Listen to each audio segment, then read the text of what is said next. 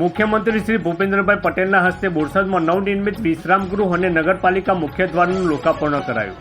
મુખ્યમંત્રી શ્રી ભૂપેન્દ્રભાઈ પટેલની ઉપસ્થિતિમાં બોરસદ ખાતે જનકલ્યાણના વિવિધ પ્રકલ્પોના લોકાર્પણ ખાતમુહૂર્ત કાર્યક્રમ યોજાયા હતા. બોરસદમાં ₹1.50 કરોડના ખર્ચે નિર્માણ પામેલ નવનિર્મિત વિશ્રામગૃહ તથા દાતા શ્રી હસમુખભાઈ પટેલ, રમેશભાઈ પટેલ, અશોકભાઈ પટેલ, કિરીટભાઈ પટેલ અને રાજેશભાઈ પટેલના આર્થિક સહયોગથી નિર્માણ પામેલ બોરસદ નગરપાલિકાના મુખ્ય પ્રવેશ દ્વારનું મુખ્યમંત્રીશ્રીએ લોકાર્પણ કર્યું હતું. આ વેળાએ બોરસદ તાલુકાની પામોલ પ્રાથમિક શાળાના બાળકો દ્વારા સ્કાઉટ ગાઈડ બેન્ડની પ્રસ્તુતિ કરીને મુખ્યમંત્રીશ્રીનું સ્વાગત અભિવાદન કરવામાં આવ્યું હતું. આ પ્રસંગે ગુજરાત વિધાનસભાના નાયબ મુખ્ય દંડક શ્રી રમણભાઈ સોલંકી, જિલ્લા પંચાયત પ્રમુખ શ્રી હસમુખભાઈ પટેલ, ધારાસભ્ય સર્વશ્રી વિપુલભાઈ પટેલ, શ્રી કમલેશભાઈ પટેલ, સીએમ પરિવારના સભ્યો, પદાધિકારીઓ સહિત નાગરિકો ઉપસ્થિત રહ્યા હતા.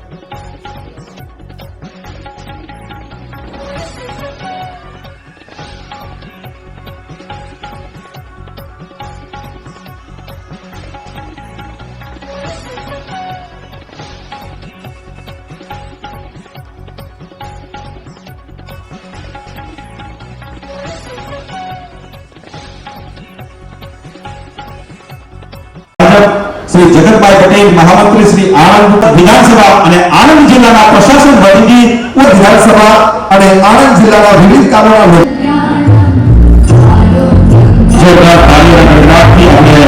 કે મંચસ્થ મહાનુભાવોનું સ્વાગત. મનુષ્ય પોતાનું સ્વાસ્થ્ય ગુમાવ્યું છે અને વધતી સાથે આપણા માન્ય કલેક્ટર શ્રી તથા આણંદથી આ સ્વાગતને વધાવી લઈએ.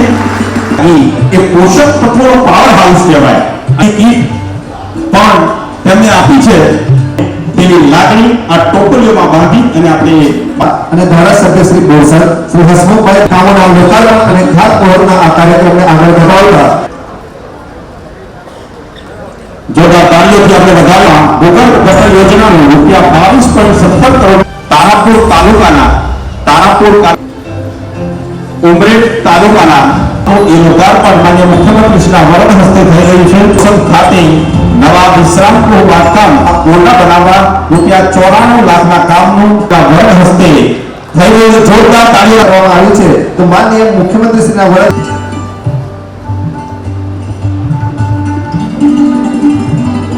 ખૂબ આભાર સાહેબ.